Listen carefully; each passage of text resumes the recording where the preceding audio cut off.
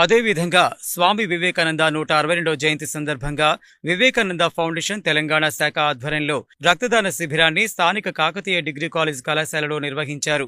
ఈ రక్తదాన శిబిరానికి ముఖ్య అతిథులుగా సీనియర్ న్యాయవాది పల్లెబోయిన శ్యామ్ సుందర్ యాదవ్, బార్ అసోసియేషన్ మాజీ president Nandi Srinivas Reddy, RKS foundation chairman Pilli Ramaraju Yadav, Nagam foundation chairman doctor Varshith Reddy, Sindhura hospital management doctor Sindhura, Vivekananda foundation వ్యవస్థాపకులు న్యాయవాది మర్రి రామకృష్ణ యాదవ్ పాల్గొన్నారు.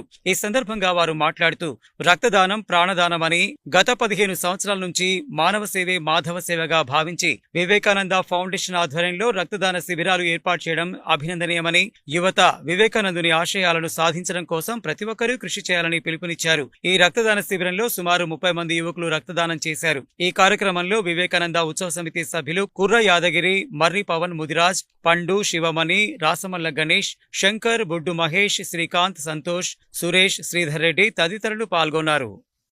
ముఖ్యంగా అన్ని దానంల కన్నా గొప్ప దానం అన్నదానం. ఆ దానం తర్వాత రెండవది రక్తదానం.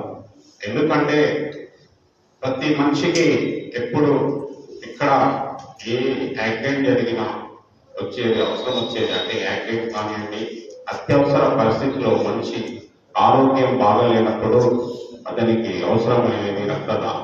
ఆ రక్తాన్ని మనం అందించకపోతే అతనికి జీవం అనేది ఉండదు. కాబట్టి ఈ యొక్క మంచి కార్యక్రమం చేపట్టినటువంటి స్వామి వివేకానంద యూత్ అసోసియేషన్ వారికి ప్రత్యేక ధన్యవాదాలు తెలియజేస్తున్నాం. అలాగే స్వామి వివేకానంద గురించి చెప్పుకుంటూ పోతే అసలు టైం సరిపోదు మనకు. ఎందుకంటే స్వామి వివేకానంద గారు కేవలం 39 సంవత్సరాలు మాత్రమే జీవించినారు ఈ దేశంలో.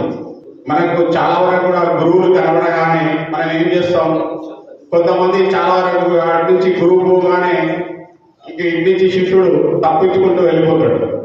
అయితే కనీసం నమస్కారం కూడా పెట్టకుండా ఈనాటి యువతలు ఎక్కువగా మనం చూస్తున్నాం.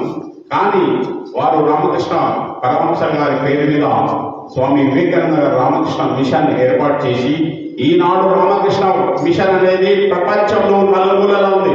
మీరు ఒకసారి చూడండి మన యొక్క ఆధ్యాత్మికత ఎంతవరకు వ్యాప్తి చెందించగలిగినారు వివేకానంద గారు అంటే.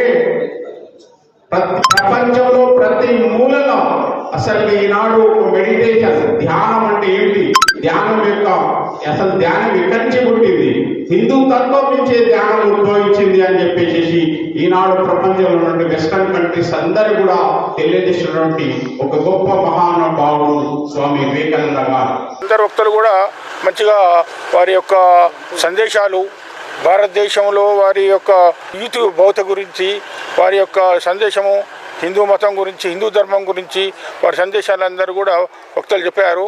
మనందరం కూడా వివేకానందుని యొక్క వారి యొక్క సూక్తులతోటి, వారి యొక్క ఆదేశంతో, వారి యొక్క ఐడియాలజీతోటి మనందరం కూడా యూత్ ముఖ్యంగా ఈ భారతదేశాన్ని మరి యొక్క భవిష్యత్తు ఒక దివ్య భారతిగా జరిగేటట్టుగా మనం చేయాలి.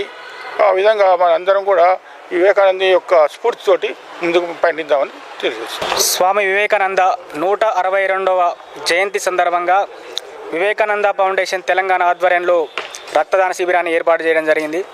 ఈ రక్తదాన శిబిరంలో ముఖ్యంగా సుమారు 30 మంది యువకులు బ్లడ్ డొనేట్ చేయడం జరిగింది. గత 15 సంవత్సరాలుగా ఈ వివేకానంద ఫౌండేషన్ ఆధ్వర్యంలో అనేక సేవా కార్యక్రమాలు నిర్వహించడం జరుగుతుంది. ఇప్పటికీ ఇది బ్లడ్ డొనేషన్ క్యాంప్ అనేది 15వది.